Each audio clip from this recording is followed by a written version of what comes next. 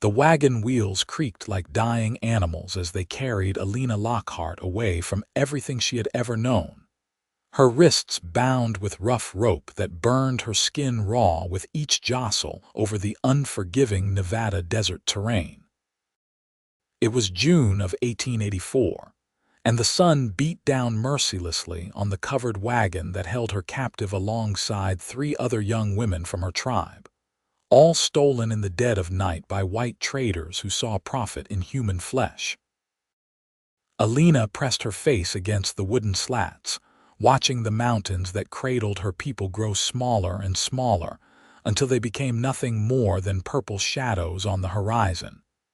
She was 19 years old, and until 3 days ago, she had never known such terror or such rage. Her mother's final scream still echoed in her ears, the sound cut short by a rifle shot that had shattered the night. Her father had died defending their home, his blood soaking into the earth that had sustained their family for generations. The other women in the wagon wept constantly, but Alena had no tears left. She had cried them all out on the first day, and now there was only a cold, hard stone where her heart used to be. The traders spoke among themselves in coarse voices, laughing about the money they would make when they reached Carson City. They talked about the women as if they were livestock, discussing their attributes like men appraising horses at auction. Alena understood enough English to know what awaited them, and the knowledge made her stomach churn with sickness. On the 4th day, something changed.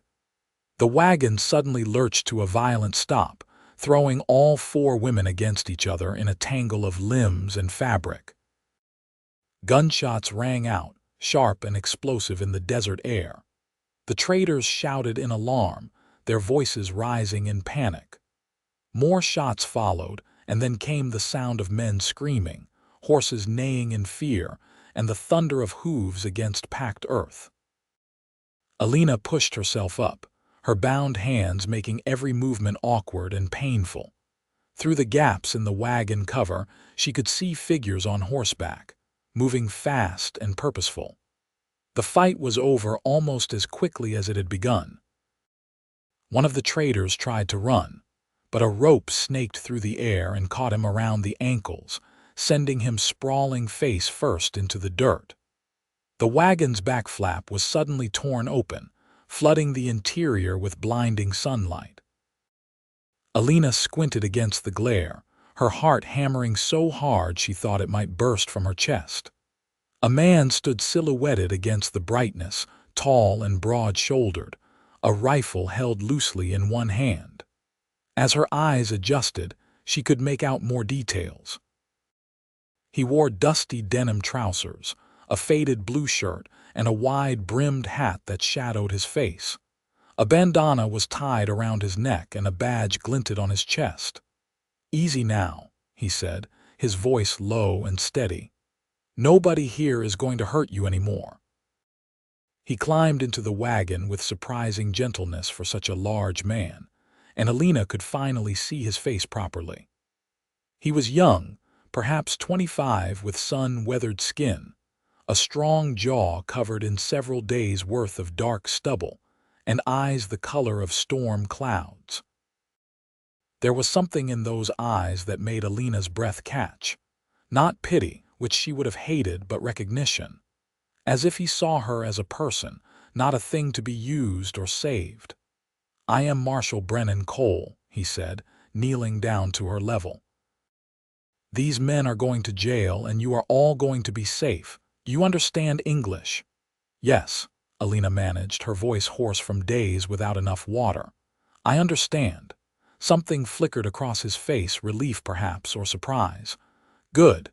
That will make things easier. I am going to cut those ropes now. Can you tell the others what is happening?" Alena nodded and spoke quickly to the other women in their native tongue, explaining that these men were lawmen, that they were being rescued, not captured again. The women's fear did not fully abate, but they stopped shrinking back into the corners of the wagon. Brennan pulled a knife from his belt, and with careful, precise movements, he cut through the ropes binding each woman's wrists. When he reached Alena, his fingers brushed against her raw skin and she flinched despite herself.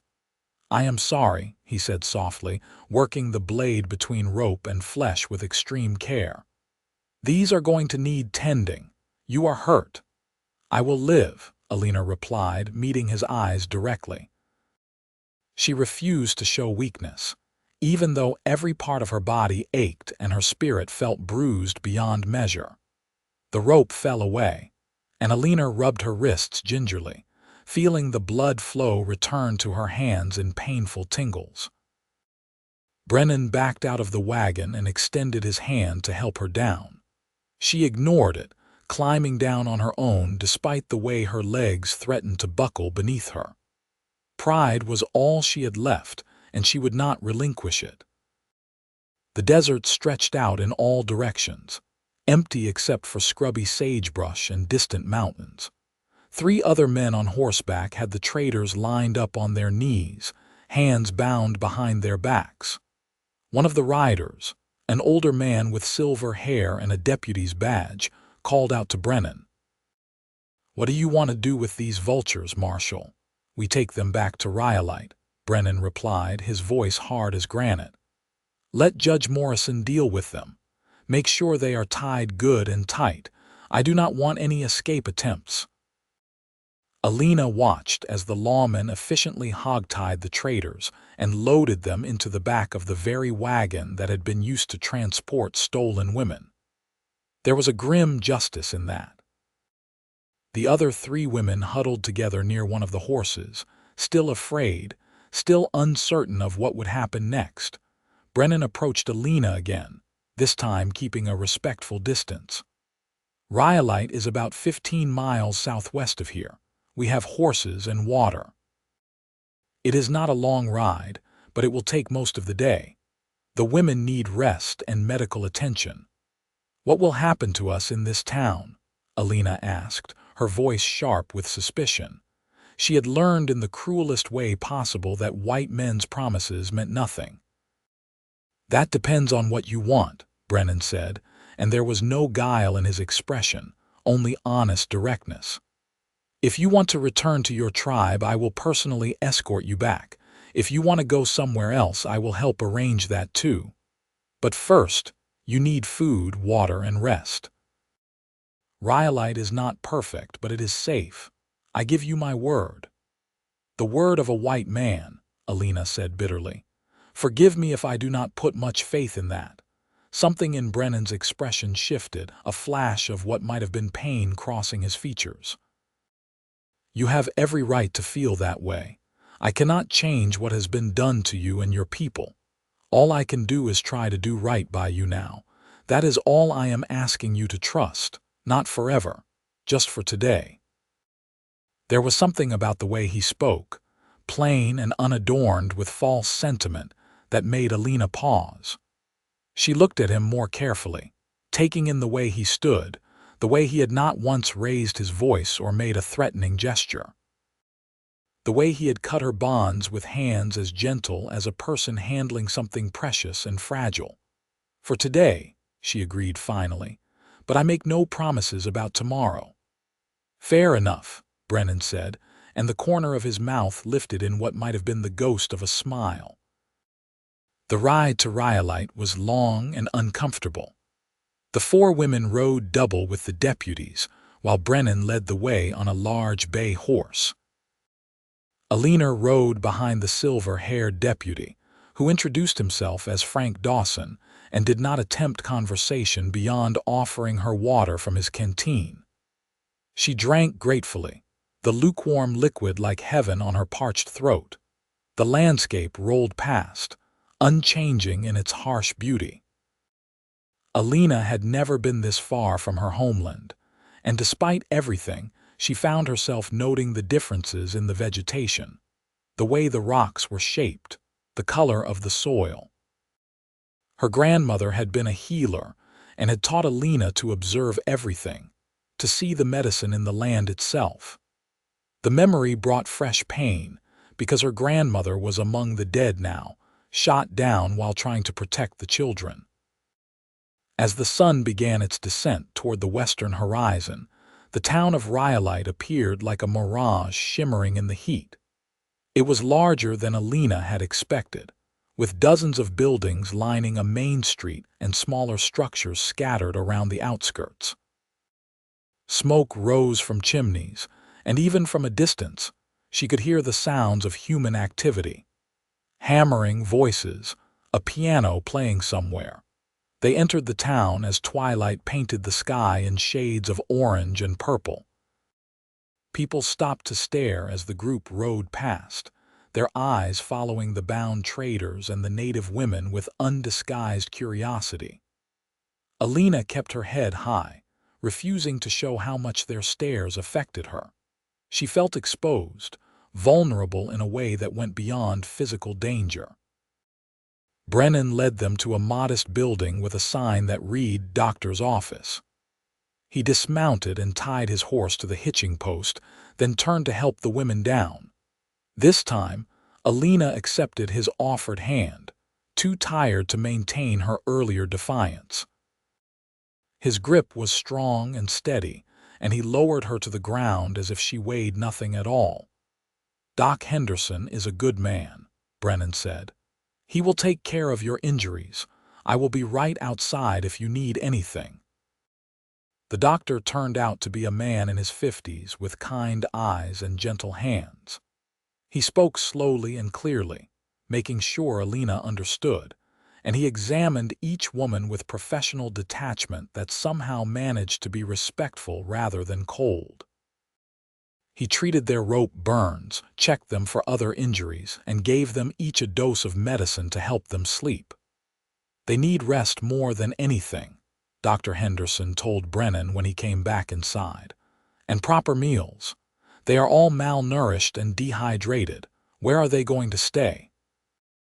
"I have a place," Brennan said. "My house is empty except for me, and it has enough room. They can stay there until we figure out what comes next." The doctor raised an eyebrow. "That might not look proper, Marshal." "I do not particularly care how it looks," Brennan replied flatly. "What matters is that these women are safe. If anyone in this town has a problem with that, they can take it up with me directly." Dr. Henderson chuckled. "Fair enough. Just make sure Mrs. Chen from the boarding house stops by with some proper food, and send word to Reverend Patterson's wife. She has experience with situations like this." Brennan's house was a simple adobe structure on the edge of town, surrounded by a small plot of land with a vegetable garden and a chicken coop. It was clean and sparse inside, with handmade furniture and few personal touches. There were 3 bedrooms. Brennan took the smallest for himself and gave the larger 2 to the women. He cooked a simple meal of beans, cornbread, and coffee, apologizing for the plainness of it. "I am not much of a cook," he admitted, ladling food onto tin plates, "but it is hot and filling." Alena ate slowly, savoring each bite despite the simplicity of the fare. She had not realized how hungry she was until food was in front of her. The other women ate with similar focus, and for a while, the only sound was the clink of spoons against plates. After dinner, Brennan showed them where everything was: the privy out back, the wash basin, extra blankets in the chest by the fireplace. He moved around the small house with easy familiarity, but there was something careful about the way he positioned himself, always maintaining a respectful distance, never blocking the doorways. "I will be sleeping on the porch tonight," he said. "If you need anything, just call out." "I am a light sleeper." "This is your home," Alena said. "You should not have to sleep outside." "I have slept in worse places," Brennan replied with a shrug. "Besides, I figured you might all rest easier knowing I am not under the same roof. No offense taken if that is the case." It was a small gesture, but it spoke volumes. Alena felt some of the tension in her shoulders ease slightly. "Thank you," she said quietly, "for everything today." Brennan met her eyes, and again she saw that quality of recognition, of seeing her as fully human.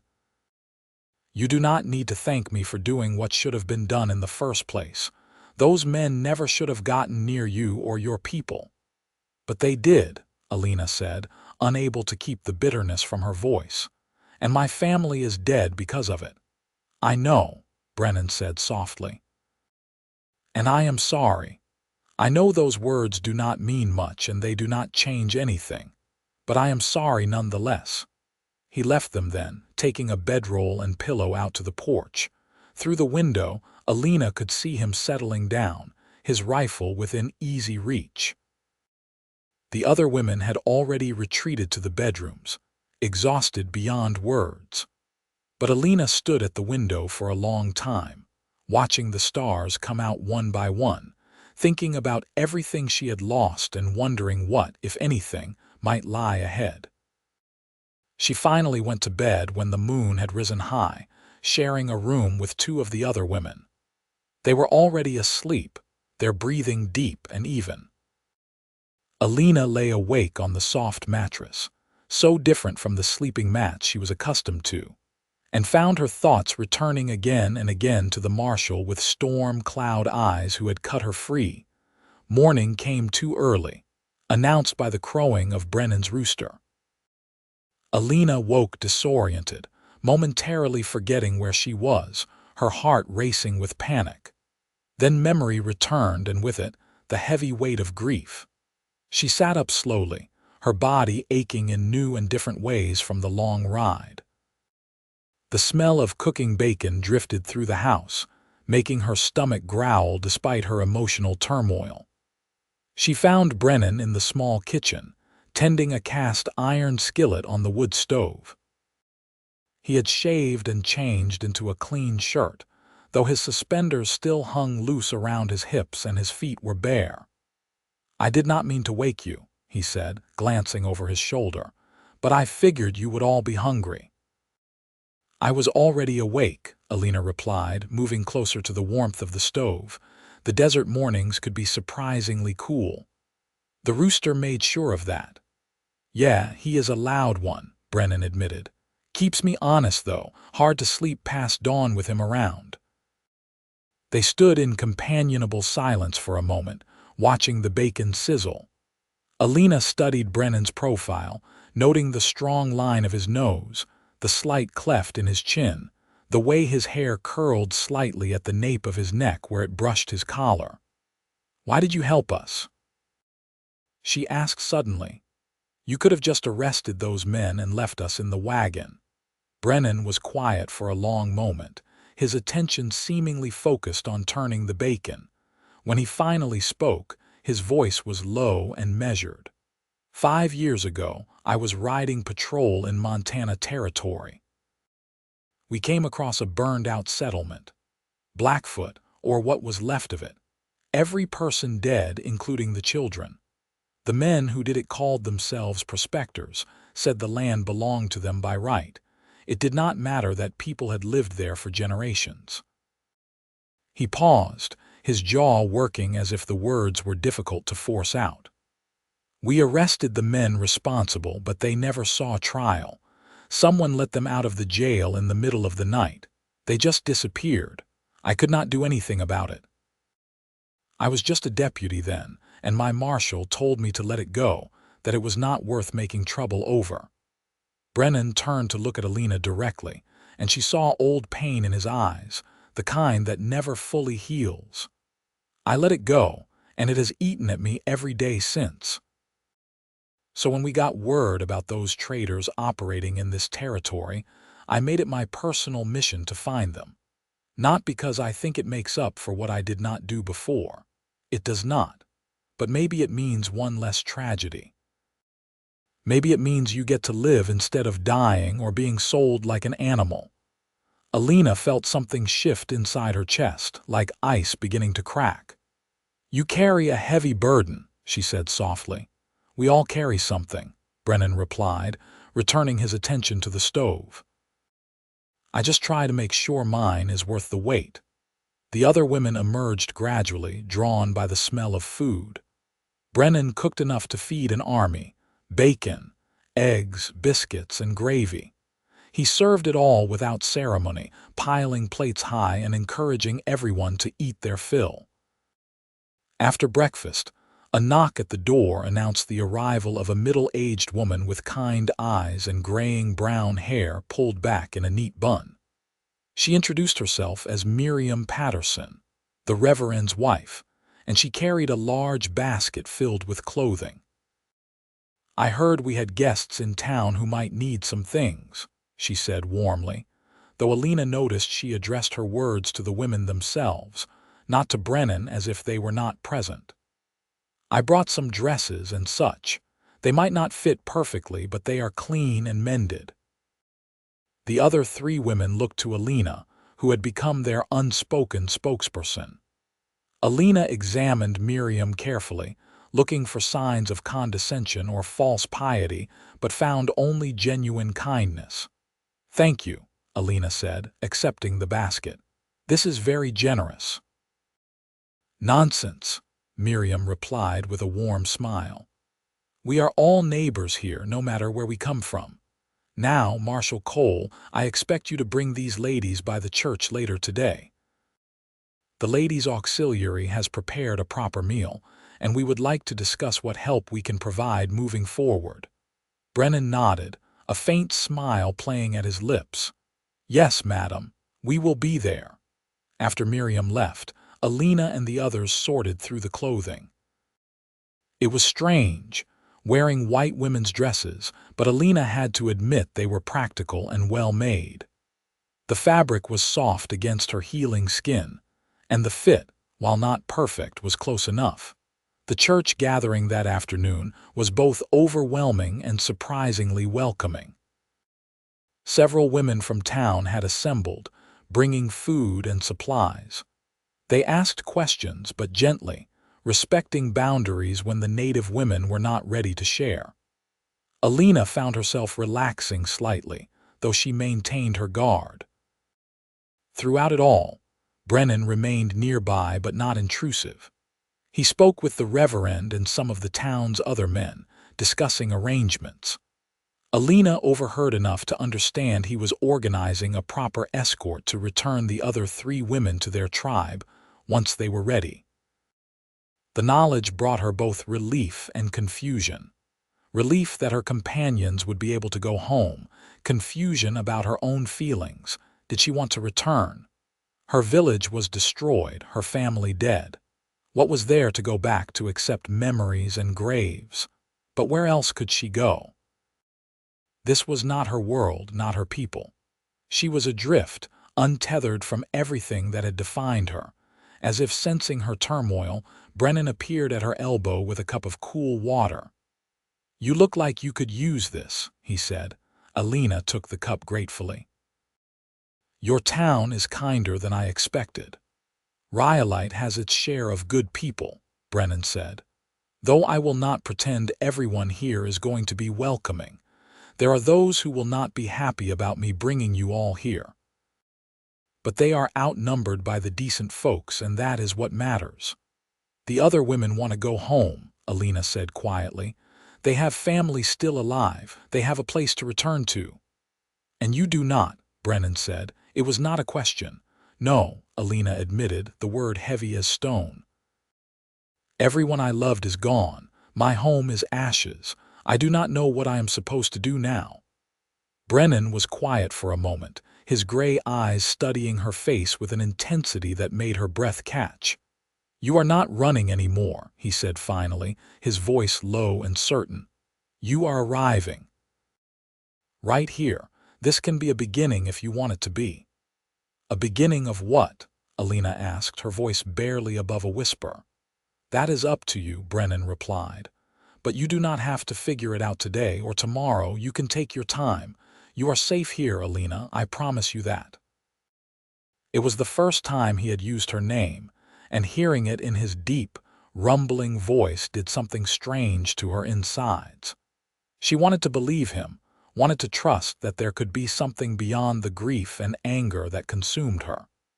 But trust was a luxury she could no longer afford. I do not know how to do this, she confessed, surprised at her own honesty. I do not know how to be in this world. Then I will teach you, Brennan said simply. If you want to learn, no pressure, no expectations, just one day at a time. Alena looked into his eyes and saw sincerity there, but also something else. Something that made her pulse quicken and her cheeks warm. She was not naive. She knew attraction when she felt it, even in the midst of grief and trauma. But this was different somehow. Deeper. More complicated. Why would you do that? She asked. Why would you invest so much of yourself in a stranger? Brennan smiled. A real smile this time that reached his eyes and transformed his serious face into something almost boyish. You stopped being a stranger the moment I cut those ropes off your wrists. And as for why, maybe I am just selfish. Maybe I see something in you that makes me want to know more.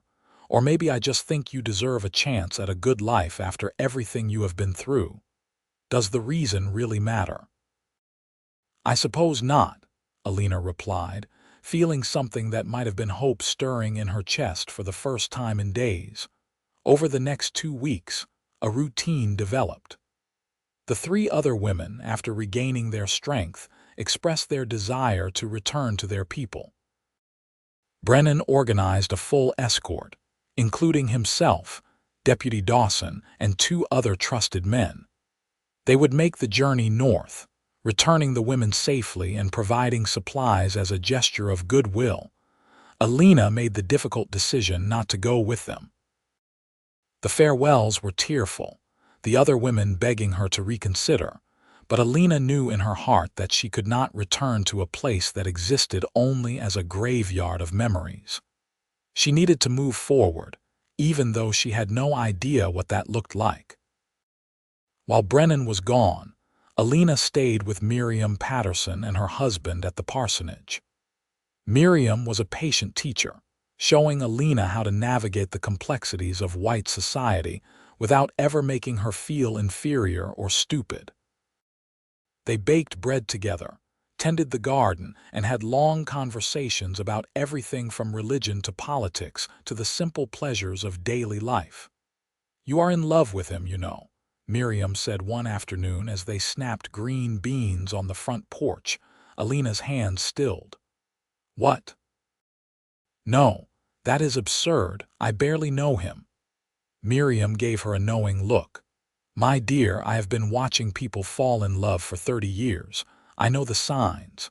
The way you watch the road at sunset, hoping to see riders approaching. The way your face lights up when someone mentions his name. The way you talk about him when you think no one is paying attention. He saved my life, Alena protested weakly. It is gratitude, nothing more. Gratitude is part of it, certainly, Miriam agreed, but there is more there, and I think you know it.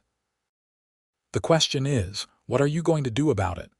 Nothing, Alena said firmly. I have nothing to offer him. No family, no dowry, no place in this world, and he is a white man, a lawman. His reputation would be destroyed if he associated too closely with me.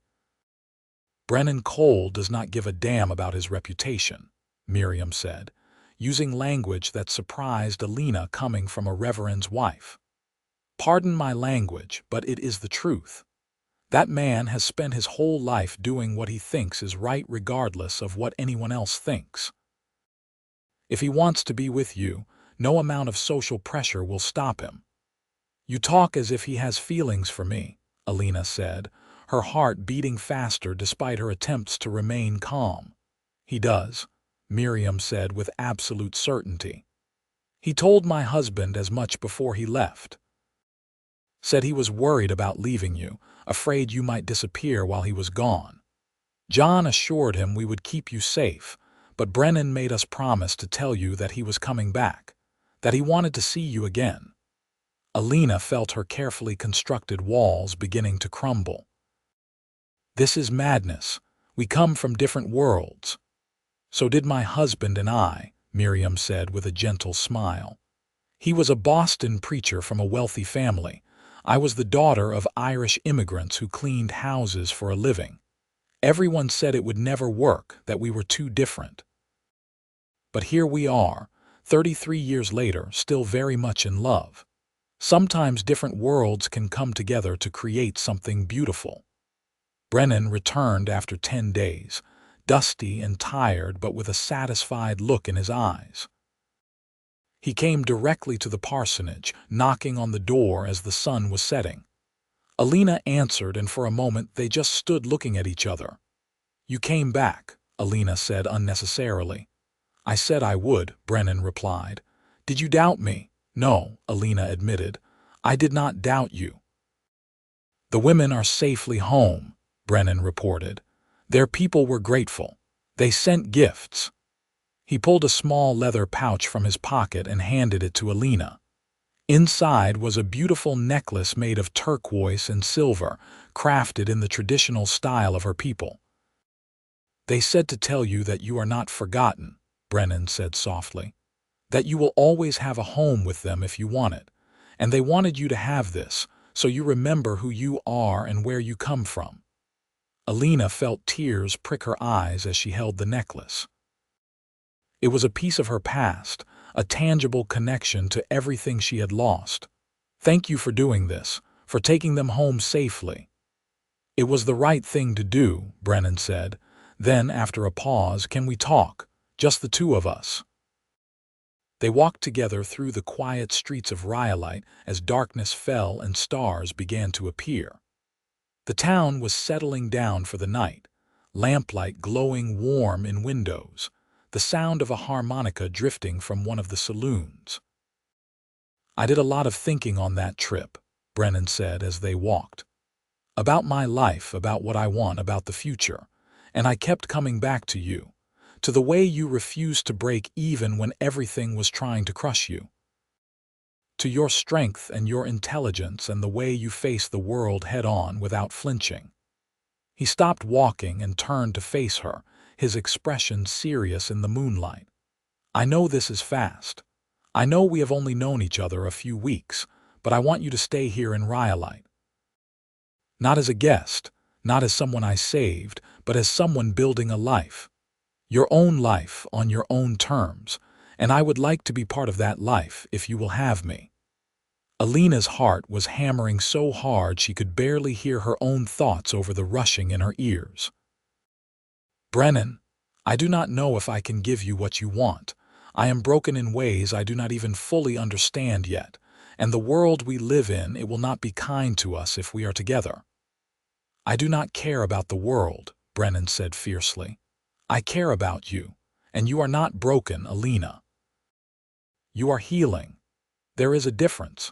I am not asking you to be anything other than what you are. I am just asking for a chance to know you better, to let you know me, a chance to see if this thing between us is real or just circumstance." "It is real," Alena whispered, finally admitting what she had been denying to herself. "I feel it too, but I am afraid." "So am I," Brennan admitted with a crooked smile. "I have never felt this way about anyone before. It terrifies me. But I would rather be terrified and take the chance than spend the rest of my life wondering what might have been."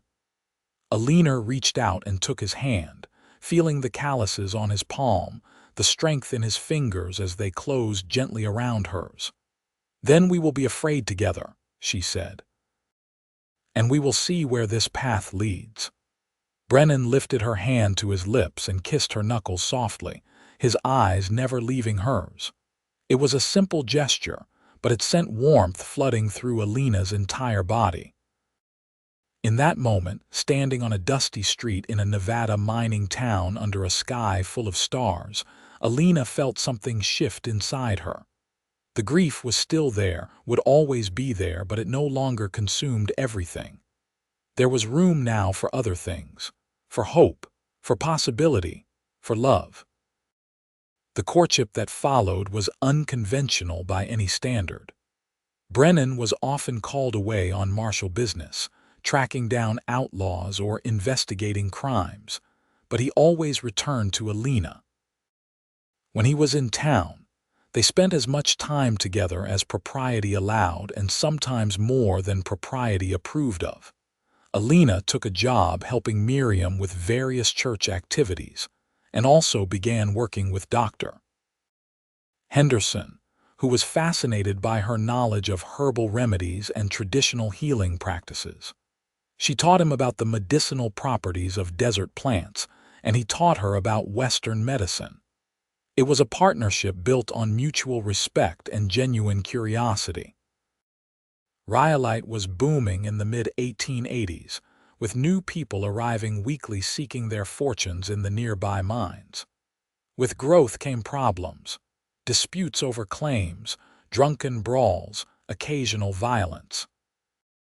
Brennan was kept busy maintaining order, and Alena found herself worrying about him every time he rode out.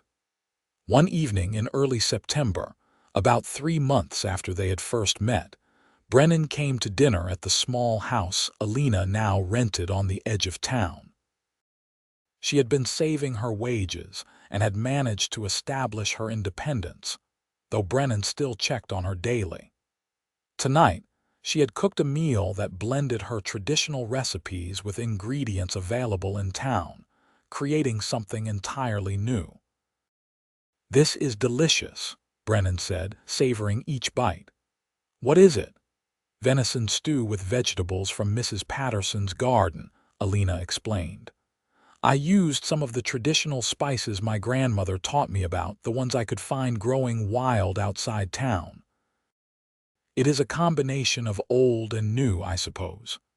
"Like us," Brennan said with a smile. They ate in comfortable silence for a while, and then Brennan set down his fork and looked at her with an intensity that made her pulse quicken. "I love you, Alena," he said simply. "I have loved you for a while now, but I wanted to wait until the time felt right to say it. I do not expect you to say it back if you are not ready. I just needed you to know." Alena felt tears spring to her eyes, but these were different from the tears of grief she had shed. These were tears of joy, of overwhelming emotion, of gratitude for this man who had seen her at her worst and chosen to stay. "I love you too," she said, her voice thick with feeling. "I have been afraid to admit it, even to myself, but I do. I love you, Brennan Cole." He stood and came around the table, pulling her gently to her feet. His hands cupped her face with infinite tenderness, his thumbs brushing away her tears. "Will you marry me?" he asked. "I know we have not been together long, and I know there will be people who disapprove. But I do not care about any of that. I just want to spend my life with you." "Yes," Alena breathed. "Yes, I will marry you." Brennan kissed her then, soft and sweet and full of promise. It was Alena's first kiss, and it made her dizzy with sensation. His lips were gentle against hers, asking rather than taking, giving her time to respond, to explore this new intimacy. When they finally broke apart, both breathing hard, Alena felt as if the world had tilted on its axis. "I will spend every day of the rest of my life trying to make you happy," Brennan said, his forehead resting against hers. "You already do," Alena replied, "just by being exactly who you are." They were married 3 weeks later in a simple ceremony at the Rhyolite Church. Reverend Patterson officiated, and Miriam stood as Alena's witness. Deputy Dawson stood up for Brennan. Dr. Henderson and his wife attended, along with several other townspeople who had come to know and respect Alena. There were some conspicuous absences, people who disapproved of the union, but Alena found she did not care. She had Brennan, and that was enough. She wore a simple white dress that Miriam had helped her sew, and she braided her long, dark hair with wildflowers. Around her neck, she wore the turquoise and silver necklace her people had sent, a reminder of where she came from. Brennan wore his best suit, though he looked uncomfortable in the starched collar. But when Alena walked down the aisle toward him, the look on his face was pure joy. The vows were traditional, but when Brennan said, "I do," he added, "for all of my days and beyond." When Alena repeated the words, she meant them with every fiber of her being. This man had given her a future when she thought she had none. He had shown her that it was possible to build something new from the ashes of loss. The kiss that sealed their marriage was chased by necessity of location, but it held the promise of more. After the ceremony, there was a small reception at the church hall with food and music. Alena danced with her new husband, learning the steps of the strange white dances even as she taught him movements from her own culture. They created their own rhythm, something that belonged only to them. That night, in the small house that was now their home, Brennan carried Alena across the threshold with exaggerated ceremony that made her laugh. He set her down gently in the bedroom, which she had decorated with wildflowers and candles. "Are you nervous?" he asked softly, tucking a strand of hair behind her ear. "A little," Alena admitted, "but not afraid, not with you." Brennan kissed her slowly, thoroughly, his hands gentle as they explored. He took his time, learning what made her sigh, what made her gasp, treating her body with the same reverence he treated everything about her. When they finally came together, it was both awkward and beautiful, painful and pleasurable, strange and perfect all at once. Afterward, they lay tangled together in the moonlight streaming through the window, Brennan's arm around her waist, Alena's head on his chest, listening to the steady beat of his heart. "I never thought I could be this happy again," Alena whispered. "After everything that happened, I thought happiness was something that belonged to my past." "Happiness is not something we lost," Brennan said, pressing a kiss to the top of her head. "It is something we choose every day, and I choose you. Always." Life in Rhyolite settled into a rhythm over the following months and years. Brennan continued his work as marshal, though Alena never stopped worrying when he rode out. She continued her work with Dr. Henderson, becoming so skilled that people began seeking her out specifically for treatment. Her knowledge of herbal medicine combined with Western medical practices created something powerful and effective. There were challenges, of course. Some people in town never accepted their marriage, muttering behind their backs about how unnatural it was. There was an incident where someone threw a rock through their window with a hateful message attached. Brennan tracked down the culprit within a day and made it clear that any further harassment would result in serious consequences. After that, the open hostility subsided, though the whispers continued. Alena also struggled with grief that would sometimes overwhelm her without warning. She would be going about her day, and suddenly, she would remember her mother's laugh or her father's strength, and the loss would hit her anew. Brennan learned to recognize these moments, and he would simply hold her, letting her cry without trying to fix it or minimize it. His quiet strength became her anchor. In the spring of 1886, Alena discovered she was pregnant. The news filled her with a complex mix of emotions: joy at the new life growing inside her, fear of all the things that could go wrong, sadness that her mother would never meet her grandchild. Brennan was ecstatic but also terrified, constantly worrying about Alena's health and safety. Dr. Henderson monitored her pregnancy closely, marveling at how healthy she remained. Alena attributed it to the herbal teas and supplements she prepared based on her grandmother's teachings. She felt connected to her ancestors through this knowledge, as if they were helping her care for the next generation. When labor began on a cold December morning, it was fast and intense. Miriam Patterson attended as midwife alongside Dr. Henderson, and Brennan paced outside the bedroom like a caged animal. When the baby's first cry pierced the air, Brennan burst through the door despite propriety, desperate to see his wife and child. "You have a son," Alena said, exhausted but radiant, holding a tiny bundle wrapped in blankets. "A healthy, strong son." Brennan approached slowly, almost reverently, looking down at the squirming infant with an expression of wonder. "He is perfect," he breathed. "You are amazing. I cannot believe you just did that." They named him Thomas Brennan Cole, Thomas after Brennan's father who had died when Brennan was young, and Brennan for obvious reasons. But Alena also gave him a name in her native tongue, spoken softly when it was just the three of them. Running Eagle, for the hope that he would soar. Becoming parents transformed them both in ways neither expected. Brennan, who had always been serious and focused on duty, became playful and silly with his son, making funny faces and singing ridiculous songs. Alena discovered reserves of patience she did not know she possessed, finding joy in even the most tedious aspects of infant care. Thomas was a healthy baby with his father's gray eyes and his mother's dark hair.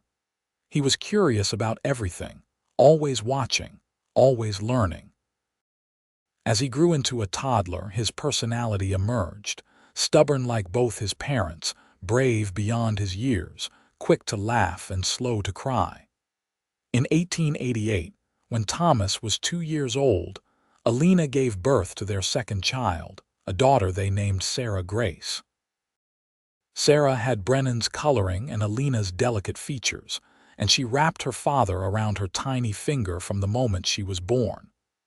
Alena gave her the name Standing Willow in her native language, for strength and flexibility. Rhyolite continued to grow, and Brennan's responsibilities increased with it. He was offered a position as regional marshal, overseeing law enforcement across a wider territory. It would mean more travel, more danger, but also more pay and influence. He and Alena discussed it at length, weighing the benefits against the risks. "I will support whatever you decide," Alena said as they sat on their porch one evening watching the sunset, the children asleep inside. "But I want you to know that I would rather have you alive and here than wealthy and at risk." "I know," Brennan said, taking her hand. "And I think I have been chasing something for so long that I forgot to appreciate what I already have. I am going to turn down the promotion. I want to be here with you and the children. I want to see them grow up. I want to grow old with you." "Are you sure?" Alena asked. "I do not want you to resent me later for holding you back."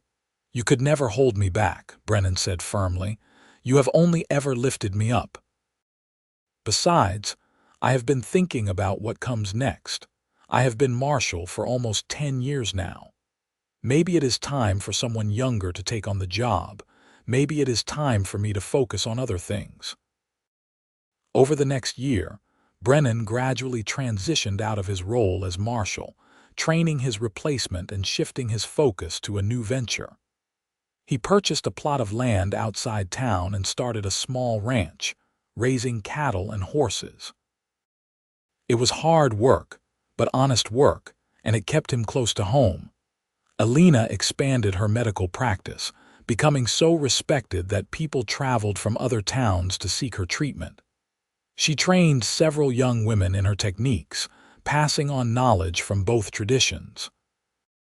She also began documenting remedies and treatments in a detailed journal, wanting to preserve the knowledge for future generations. In 1890, Alena became pregnant again, unexpectedly.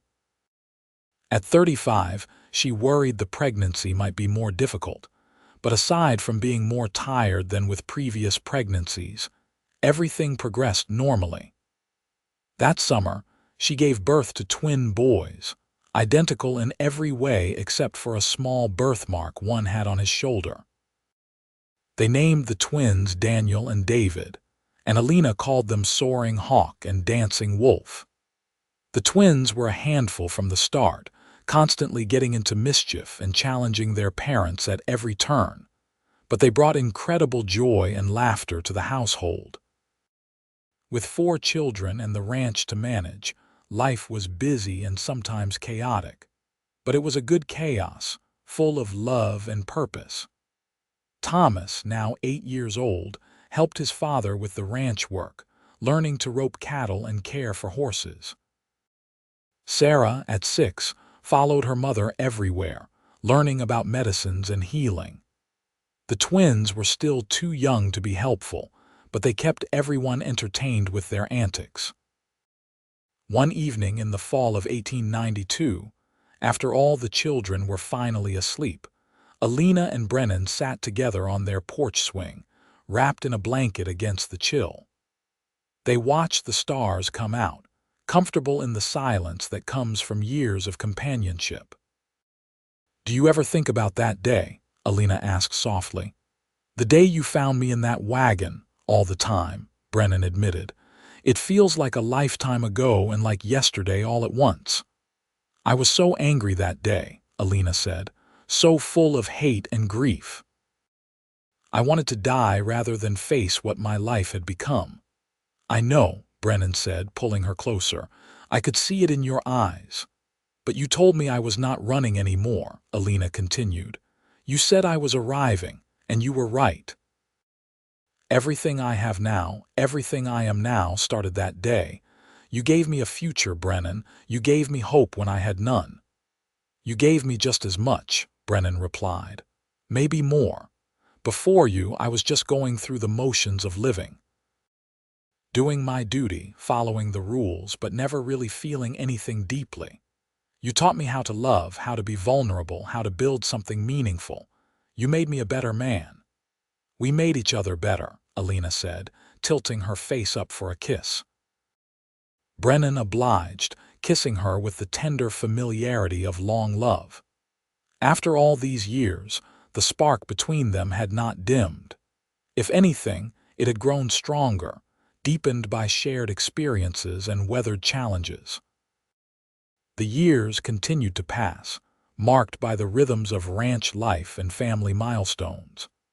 Thomas grew into a serious young man who had his father's sense of justice and his mother's compassion. He decided to study law, wanting to fight for fairness and equality within the system.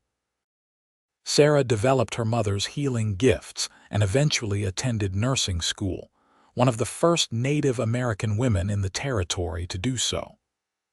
The twins remained inseparable, working the ranch alongside their father and building it into one of the most successful operations in the region. In 1900, when Alena was 45 and Brennan 50, they became grandparents for the first time. Thomas married a school teacher named Rebecca, and they had a daughter they named Miriam, after the woman who had been so kind to Alena all those years ago. Holding her granddaughter for the first time, Alena felt the circle of life complete itself in a way that was both poignant and healing.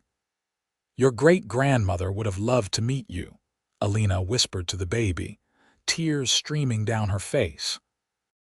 "She would have been so proud of the family we have built." Brennan stood behind her, his arms around both his wife and his granddaughter, his own eyes damp. "I think she knows," he said softly. "I think all of them know, and they are proud." Rhyolite itself began to decline as the mines played out and people moved on to new opportunities. But the Cole family stayed, their roots too deep to pull up easily. The ranch provided a good living, and their home had become a gathering place for family and friends. In 1905, tragedy struck when Deputy Dawson, who had become one of Brennan's closest friends over the years, passed away from pneumonia. At the funeral, Brennan delivered a eulogy that moved everyone to tears, speaking of friendship, loyalty, and the bonds that transcend difference. "Frank taught me that family is not just blood," Brennan said, his voice thick with emotion. "It is the people we choose, the ones who stand beside us when things get hard. He stood beside me for 25 years, through every challenge this job threw at us. He was there the day I met my wife, the day I became a father, every important moment of my life, and I will carry him in my heart until the day I join him." Alena squeezed Brennan's hand as he returned to his seat, and she thought about all the people who had touched their lives over the years.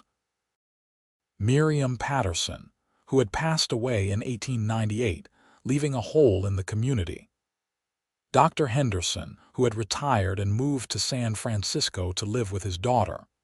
The countless patients Alena had treated, the families they had helped, the connections they had built. By 1910, Brennan and Alena had 7 grandchildren and 1 great-grandchild. Their house was constantly full of noise and laughter, children running in and out, the smell of cooking always in the air. They had built something lasting, something meaningful, something beautiful from the ashes of tragedy.